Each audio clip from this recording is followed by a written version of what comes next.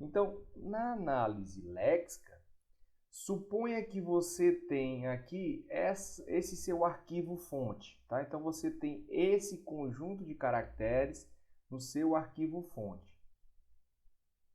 Um dos papéis da análise léxica é eliminar os espaços que vão ser descartados, tá?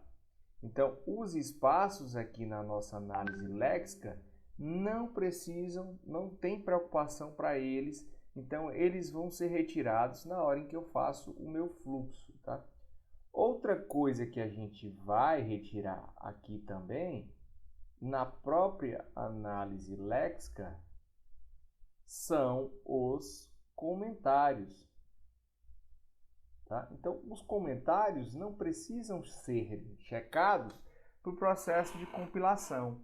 Eles só precisam estar bem definidos e aí na própria linguagem você vai dizer como vai ser a estrutura para realizar um comentário. Né? Então, por exemplo, em algumas linguagens se utiliza o barra barra ou barra asterisco asterisco barra. Isso é definido pelo próprio projetista do compilador da linguagem, né? Pela própria projetista da linguagem. Mas o analisador léxico ele não se preocupa e nem está preocupado em, digamos assim, apresentar os comentários como algo fundamental para o processo de compilação. Então, eles são eliminados do processo da análise léxica. Tá? Então, entendendo que você tem esse fluxo dentro do teu código, qual é a função da análise léxica? A análise léxica vai pegar uma chave, né, um conjunto que tem o lexema e o token responsável por aquele lexema. Então, por exemplo, a palavra position, ela é do padrão identificador, tá? O padrão identificador, e ela tem o endereço 1. O que é esse endereço 1? Esse endereço 1 é a própria referência para a tabela de símbolos.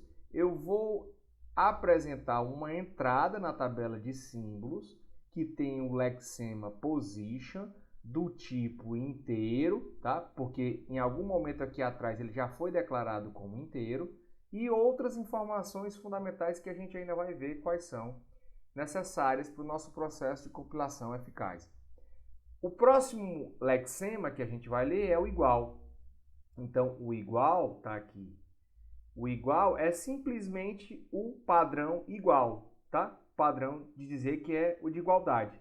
E ele não precisa de um valor de atributo porque não há nenhuma outra informação que eu preciso saber além disso.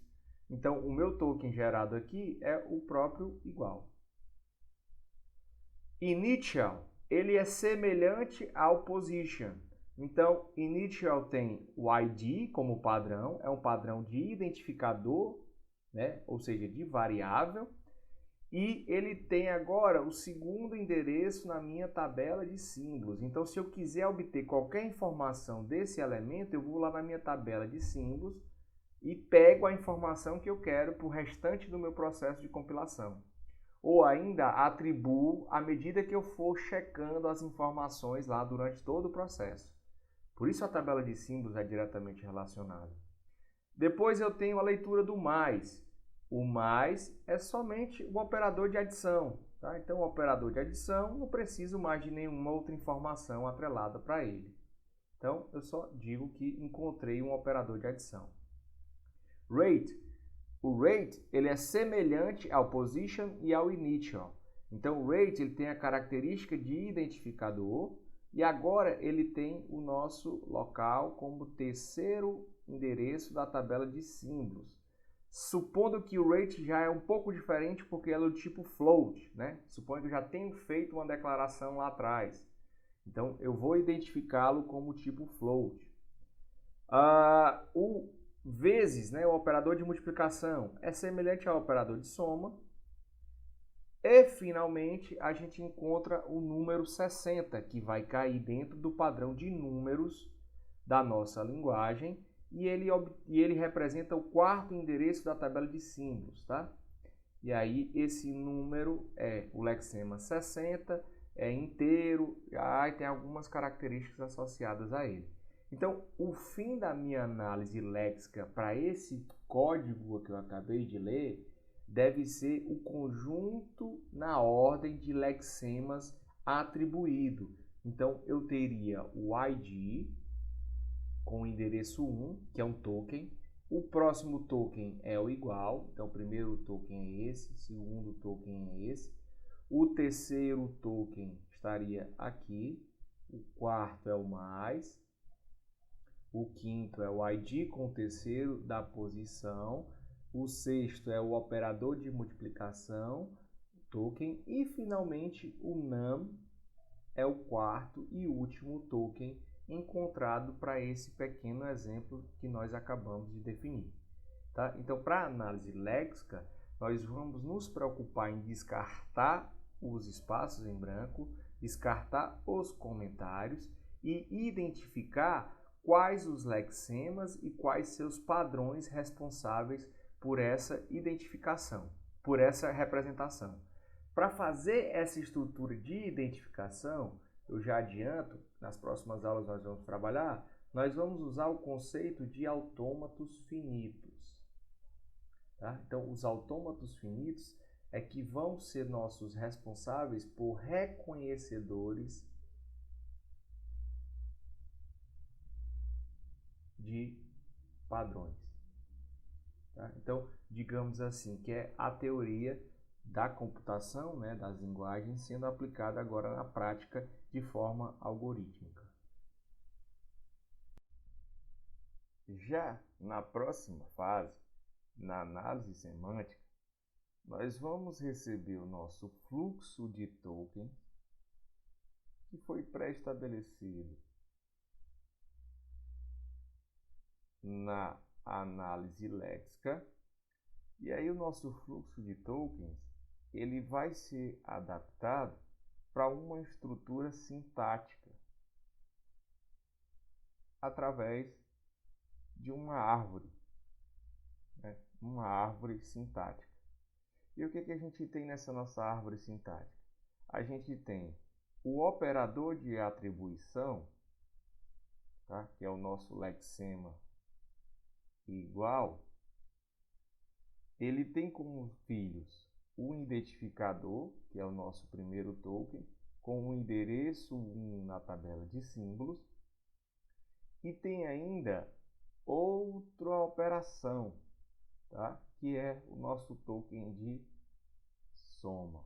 A nossa operação de token de soma, né? Nossa operação de somar, dentro dessa instrução, ela gera dois filhos, né? Que é o outro identificador, que tem o segundo endereço na tabela de símbolos, tá? Em seguida, eu tenho a multiplicação, que é o nosso token de asterisco, né? Que representa a operação de multiplicação.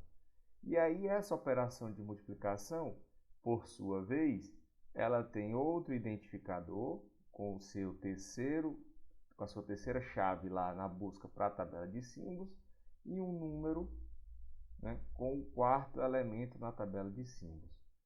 Perceba que lá no nosso exemplo do slide anterior, nós temos um número que eu posso pegar o valor dele aqui, temos informações sobre cada identificador a partir da tabela de símbolos, e a gente pode começar a entender como vai ser a formação de um comando de atribuição.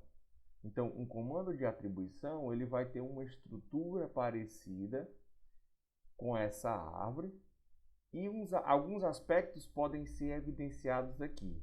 O primeiro deles é a questão da precedência dos operadores. Então, perceba que na hora em que eu fizer uma análise, que eu começar a resolver questões para montar o meu código, eu tenho que primeiro fazer essa multiplicação, tá? Veja a ordem de análise. Primeiro eu vou fazer essa multiplicação entre os valores para o ID com o endereço 3 e o número que eu tenho. O resultado dessa multiplicação vai ser realizado a partir depois como uma expressão para fazer a soma com o identificador 2 e finalmente o resultado dessa soma vai ter a sua expressão, um valor atribuído à variável que é responsável pelo endereço 1 na tabela de símbolos. Tá? Então, um detalhe interessante que a gente vai trabalhar aqui é a precedência. Outro detalhe que a gente vai questionar é a formação dos comandos, né? Como é a característica de um comando de atribuição. Então, se eu tiver algo diferente da característica para a gramática que eu defini do aspecto sintático, se algo estiver diferente, a gente vai ter um erro sintático, tá? Então, a saída da nossa análise sintática é uma árvore como essa, de maneira que eu posso fazer agora, a partir dessa árvore, as considerações que são pertinentes ao sentido, que são as considerações relacionadas à semântica do meu código, tá? Então, na fase semântica, agora a gente tem possibilidade, por conta da tabela de símbolos, a gente tem perfeitas condições de raciocinar o seguinte: olha, o meu ID do endereço 3, ele é o lexema rate, que a gente identificou inicialmente, e ele é do tipo float, tá? Entretanto, o meu número que está aqui, que está no endereço 4, que é o lexema 60, ele é do tipo inteiro. Então, essa minha multiplicação, em princípio, ela não pode ocorrer, porque nós estamos com tipos diferentes. Então, ela, em princípio, como eu falei, ela pode não ocorrer. Entretanto, o meu analisador semântico, ele não é algo bem estabelecido como o sintático e o léxico.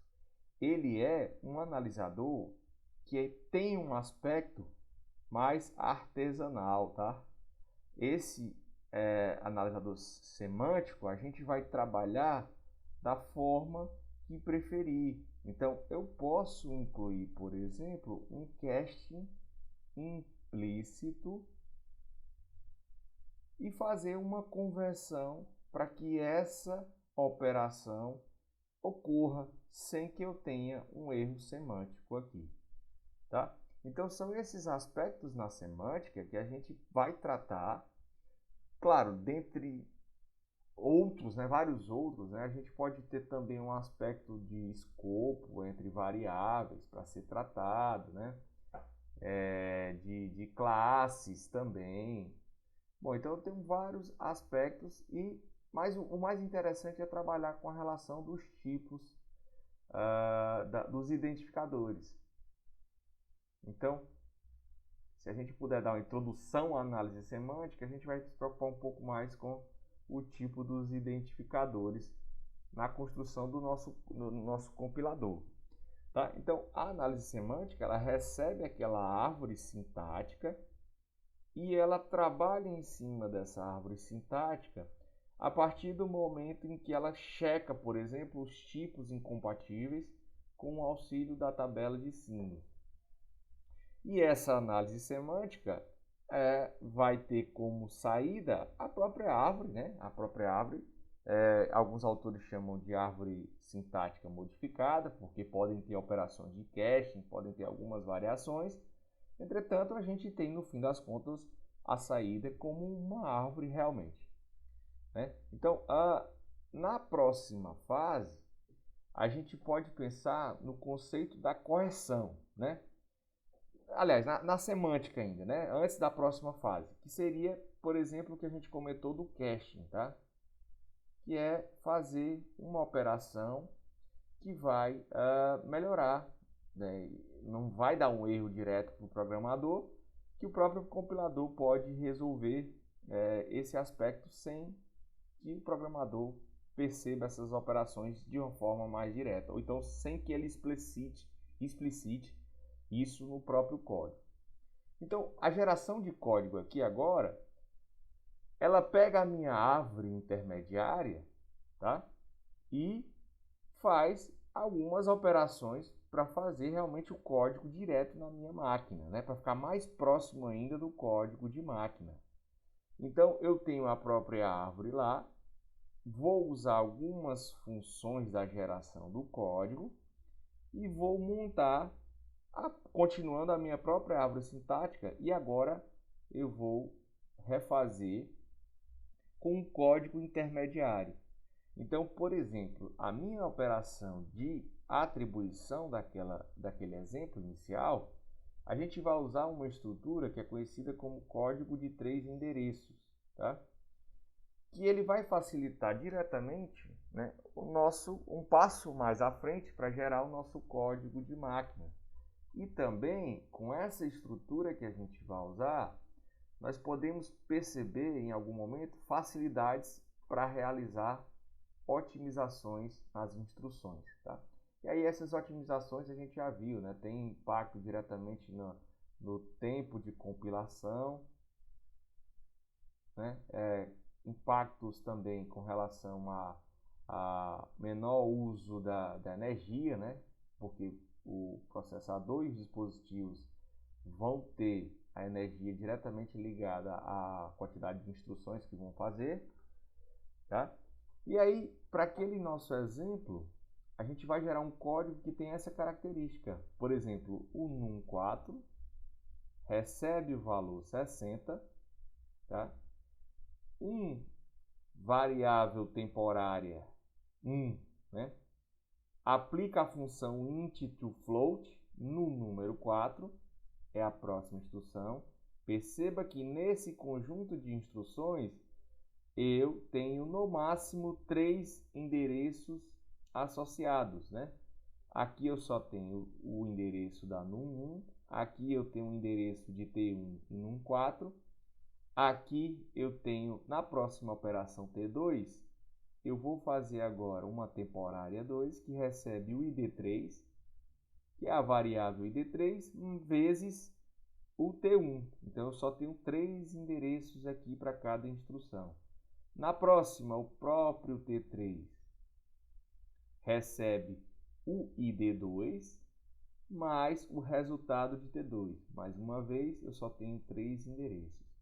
E, finalmente, o nosso ID1 recebe a expressão finalizada de T3.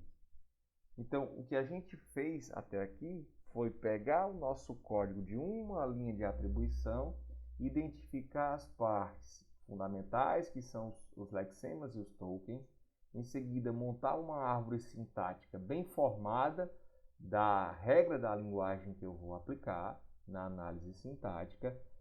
Em outro aspecto foi identificar o problema semântico da multiplicação, né, na expressão entre variáveis de tipos diferentes, de tamanhos de memória diferentes, corrigir esse caching, né, na própria análise semântica, e na geração de código eu estou montando um código mais facilitado de 3 endereços para ser mais próximo ainda do meu código de máquina, tá? Então, até aqui o que a gente fez foi isso. Então a gente tem isso como saída da nossa geração de máquina, né, do nosso código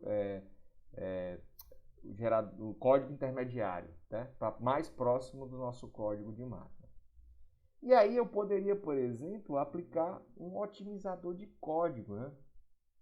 Essa conversão to float ela já vai ocorrer durante o processo de compilação.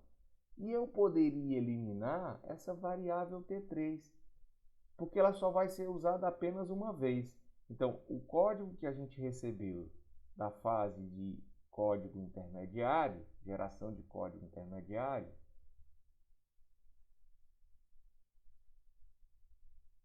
a gente aplicaria um otimizador com algumas regras, com algumas estratégias, que me retornaria somente esse código com duas instruções, onde a instrução T1 é ID3, né, que é a variável 3, vezes o 60.0, que já é o float do 60, e o próprio ID1 é o ID2 mais T1, porque eu já sei quem é o meu próprio ID2, tá?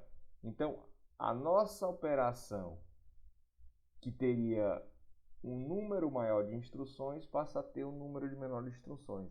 Então, essa é a fase de otimização de código, tá? Então, a ideia é diminuir o número de instruções necessárias para gerar o mesmo código na máquina-alvo. E, finalmente, nós chegamos na fase de geração de código, né, onde nós vamos montar o código de máquina relocável, né, ou ainda o código de montagem, a partir, né, do uso de registradores. Nessa fase nós vamos ver o uso de registradores e as nossas instruções para a máquina-alvo, né? Então, nesse nosso exemplo, vamos considerar o código otimizado presente na fase de otimização de código como entrada, e a saída vai ser um conjunto de instruções na linguagem de máquina que vai representar o próprio código. Essas instruções, elas normalmente têm uma estrutura que me permita, por exemplo, LDF, carregar um registrador no registrador R2, o valor na variável ID3. Tá? Então, o valor que a variável ID3 contém, nós vamos carregar no registrador 2 usando a função load, né, LD, e o F me permite informar que eu estou usando uma arquitetura de ponto flutuante. Tá? Então, logo em seguida, nós vamos realizar a multiplicação e colocá-la no registrador 2, tá? Na arquitetura ponto flutuante, entre o próprio valor que já se encontra em R2 e o número, o 60.0. O nosso asterisco, o nosso hashtag aqui, né, na cerquilha, vai funcionar como uma conversão desse valor em uma constante. E aí a gente vai colocar agora no registrador 2 a própria multiplicação do valor encontrado nele vezes a constante 60, né? A multiplicação do valor encontrado com o valor 60 em constante. A próxima instrução me permite carregar o registrador 1 com o valor da variável ID2, realizo uma operação de adição com a arquitetura ponto flutuante e armazeno no registrador 1 o valor que já contém no registrador 1 e o valor do registrador 2. Então, o que eu estou fazendo aqui é essa operação. E, finalmente, eu empilho o valor de ID1, né, no registrador 1. Ao final dessa instrução, desse conjunto de instruções, eu estou efetivamente fazendo o que nós codificamos inicialmente antes da nossa fase léxica. Dessa forma, pessoal, atrelado todas essas fases, a gente tem algumas considerações, tá? Então, a divisão que a gente fez para o processo de definição das fases do nosso compilador, elas podem ser realizadas, como a gente chama, em um compilador de uma única passada, tá? Então, é como se eu estivesse fazendo um programa, né, numa fita antiga VHS. A passada primeira que eu vou dar, aperto o play, né?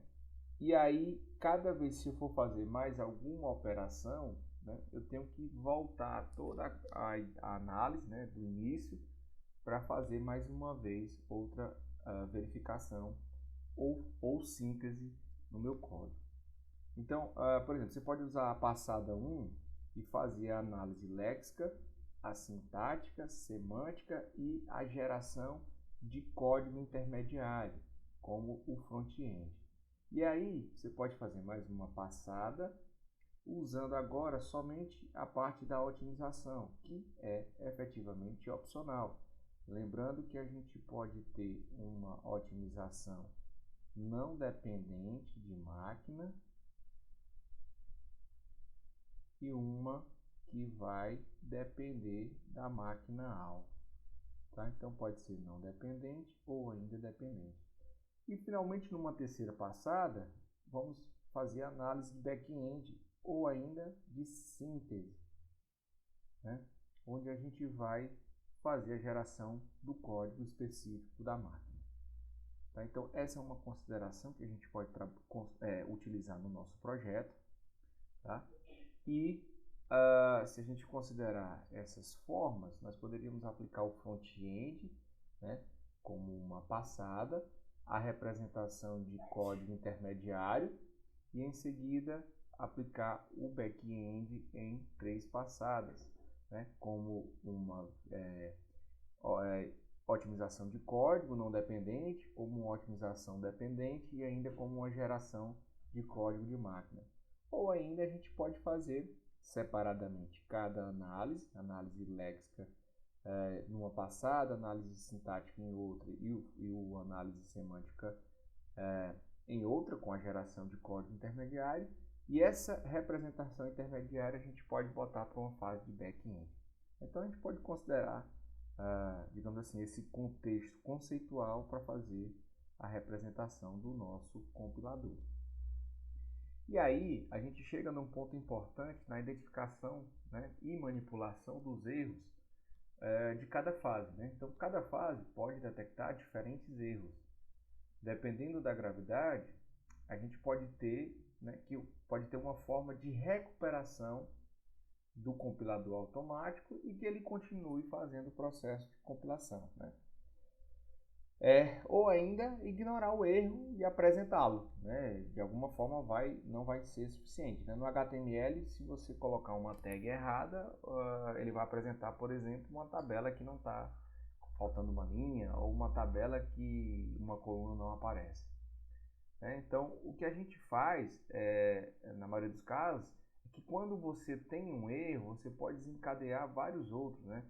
Por exemplo, na linguagem C, às vezes a gente identifica um erro antes de uma linha específica, né? Então, antes de uma linha ou um caractere específico. E aí você faz a correção desse erro e aí outros erros vão aparecer, tá? Bom, a gente pode trabalhar com algumas estratégias para correção de erros dentro do compilador, mas nem sempre vão ser tão úteis no nosso processo de compilação. Então, o que a gente tem que fazer, de uma forma geral, é tentar fazer o melhor possível lá no processo de compilação, na hora que a gente for desenvolver o nosso compilador. E assim, nós vamos identificar agora e trabalhar com alguns erros possíveis em cada fase. Tá? Então, por exemplo, considere o código a seguir, né, onde eu tenho um int main, um int i, vírgula, um array, um vetor de A com essa quantidade de posições, um float j arroba, ponto e vírgula, o i recebendo aspas duplas 1, tá? O while, abre parêntese i menor do que 3, printf, e finalmente o k recebe i, o return, entre parênteses 0, ponto e vírgula, fechando a chave. Tá? Então, vamos identificar aqui o que seria erro nesse código, por exemplo, para a linguagem, sei lá, Java, né? Que está mais próxima do código que a gente escreveu. Então, vamos lá. Primeiro ponto.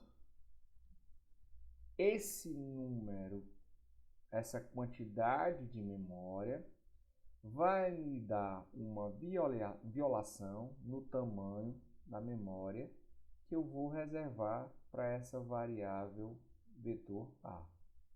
Então aqui eu vou ter um erro de geração de código de máquina, porque eu não vou conseguir alocar memória suficiente para reservar para essa variável. Então esse seria um erro diretamente na geração do código de máquina. Perceba que não tem um erro léxico aqui, não tem um erro sintático e não tem também um erro semântico. Aparentemente está tudo correto.